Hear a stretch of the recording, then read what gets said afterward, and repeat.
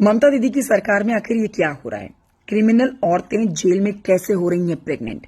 ममता बनर्जी के स्टेट में सलाखों के पीछे जन्मे हैं 196 बच्चे। पूरी खबर जानिए।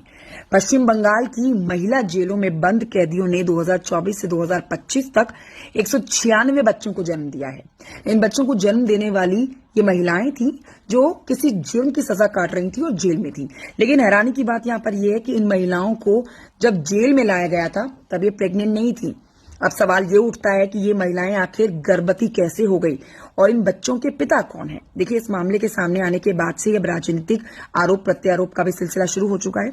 इस मामले में कलकत्ता हाईकोर्ट में मुख्य न्यायाधीश की पीठ के तहत एक जनहित याचिका दायर की गई है। जेल में इस तरह के बच्चों को पैदा करना बहुत बड़ा विषय है, चिंता की बात है, जिस पर हाईकोर्ट ने संज्ञान लेते हुए हैरानी जताते हुए कहा है कि जेल में रहने के दौरान महिला कैदी गर्भवती हो रही है, जिसके बाद जेलों के अंदर बच्चे पैदा हो रहे हैं।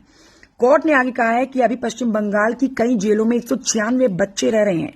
2024 में भी हाई कोर्ट इस मामले पर संज्ञान ले चुका है, जिसमें जस्टिस संजय कुमार और जस्टिस एहसानुद्दीन अमानतुल्लाह की शीर्ष अदालत की पीठ ने इस मामले पर रिपोर्ट मांगी थी। आपको बता देते हैं कि इस मामले पर भाजपा लगातार पश्चिम बंगाल की मुख्यमंत्री ममता बनर्जी को घेरती हुई नजर आ रही है।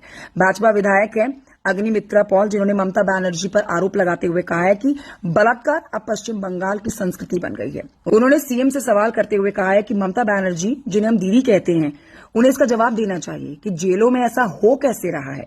महिला कैदियों के साथ यौन संबंध बनाए जा रहे हैं। इसके साथ ही ममता बनर्जी के इस्तीफे की भी मांग करते हुए उन्होंने कहा है कि पश्चिम बंगाल में महिलाओं का इस्तेमाल कई कामों के लिए किया जा रहा है, जो कि शर्मनाक है। उनकी जेलें सुरक्षित नहीं है और महिलाएं भी सुरक्षित नहीं है। हालांकि इस पूरे मामले में अभी तक किसी की कोई गिरफ्तारी नहीं हुई है। आप इस मामले को जानने के बाद अब क्या सोच रहे हैं, कमेंट करके जरूर बताइएगा।